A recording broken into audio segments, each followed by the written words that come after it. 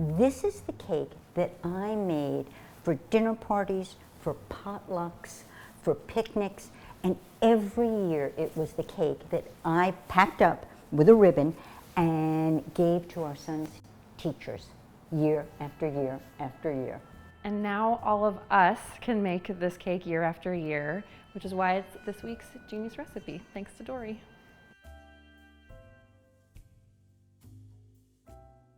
We are so lucky because we have Dory Greenspan here to share one of her favorite Genius recipes. And this one comes from, I think you called her your baking hero, or? Yes, she taught me how to bake. Her book taught me how to bake. I also love Maida Heater's recipes. You definitely need to check out Maida Heater's recipes. There's a new book coming out that Dory wrote the foreword for that has a lot of them collected, but this is a good place to start.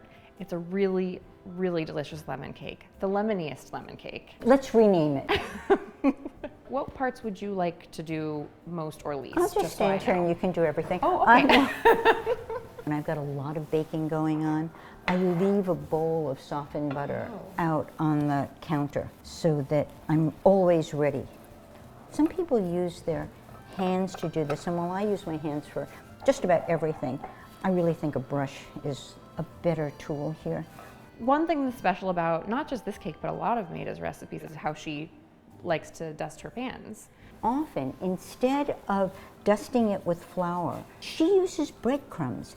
And when I was first baking from Maida's books, I thought, oh, breadcrumbs, of course, that must be what everyone does, because I'd never baked before. I learned, I started with Maida Heater's books, and only years later thought, why?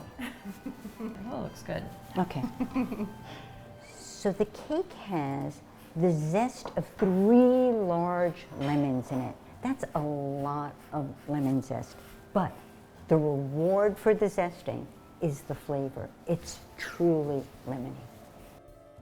Now we're ready to just do the kind of straightforward cake And mixing it is process. a straightforward method, yep.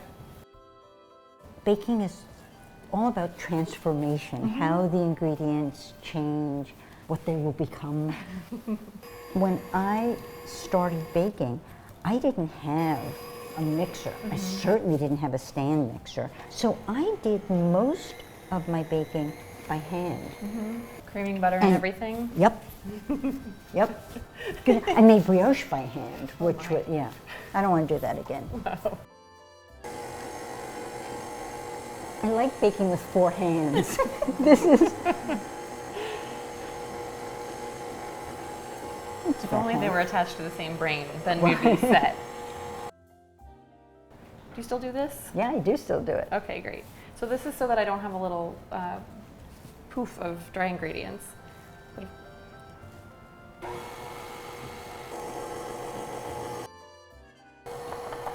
Okay, so this is really pretty now. This cake has no flavoring. It doesn't have vanilla, it doesn't have a spice. It has 2 flavorful elements, lemon and buttermilk. Are these counters higher than, I mean, I'm on tiptoes here.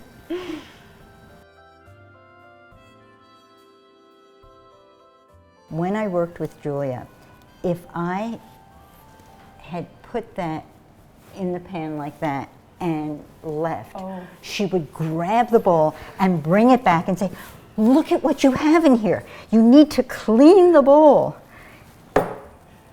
So is she in your head every time you're scraping a bowl then? She's in my head so often, so often. Right? I mean, that would be a Julia. One of the things that makes this cake genius is the glaze. It's lemon juice. A lot of lemon juice. A lot of lemon juice and 1/3 of a cup of sugar. And what's unusual is you would think that you would heat this, but this is just stirred together now, right after the cake goes into the oven, and then it just sits on the side of the counter waiting for the cake to come out, and the sugar dissolves and there's nothing to it. This is my copy of Maida Heater's first cookbook. And Maida Heater's head note was light, moist, lemony, and lovely. And I wrote the word precisely, exclamation point, next to it. And you can see from the spots on the page that I made it over and over again. And then the book came out in paperback. And I bought the paperback, opened it, and the cake wasn't in it. All the other recipes were there, and this had disappeared. Years later, Maida Heater writes her second book, and in it she has not the buttermilk lemon cake, but a lemon butter cake, number 2. And she says in the head note, I used to make a lemon cake, this one, that I loved. No sooner did I publish it than I started to hear from bakers that the cake didn't work. It would sink in the middle, and she made the cake because Maida Heater was nothing if not precise, and she tested everything over and over and over again. She made the cake again, and it failed.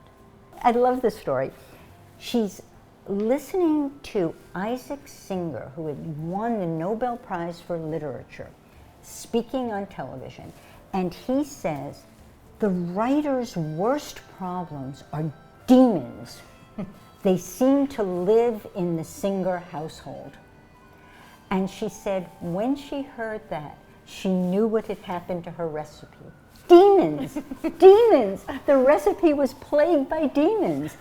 And so she reworked the recipe, and she finishes the introduction to version 2 by saying it works. And it does. Ooh. Look at that! So pretty. So while the cake is still warm, that's when the glaze goes on. Perfect. And why is that? It will absorb the glaze more. So this is a job for patient people. I'm not the world's most patient because there's a lot of glaze and the cake takes it in slowly, and you want to make sure every part of the cake gets some of this glaze. It's really puckery. And when it goes in, it never really gets to the middle of the cake. So when you're tasting it, you get the edges are, you know, totally tangy.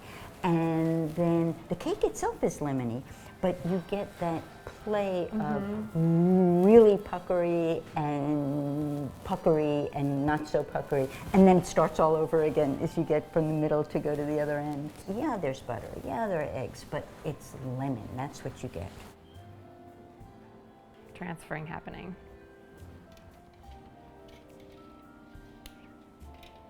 So are these the tools that you would use at home? Do you really want to know what I would use? I do really want to know. My hands. It's a sturdy cake, and it's just easy with, as Julia Child would always say, my impeccably clean hands, to just reach under and...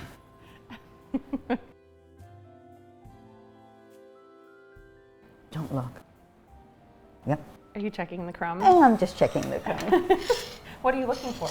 Well, you can see it has this beautiful open crumb. Oh, yeah. And it's tender, and it's just a little bouncy, which I don't, yeah.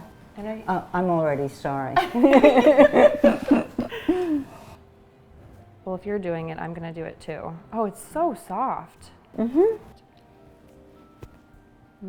You get that real puckery flavor just where the syrup has soaked in.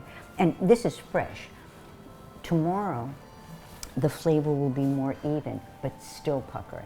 It will have traveled down Yeah. into the cake more. Yeah.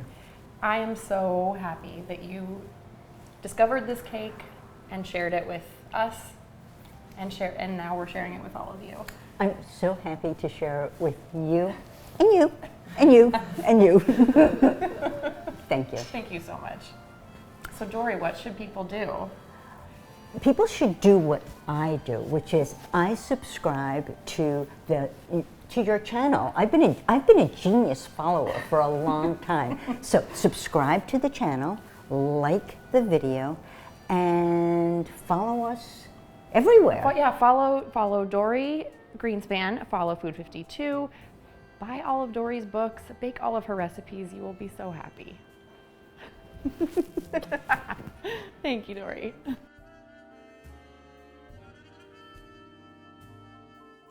You were taping this whole thing?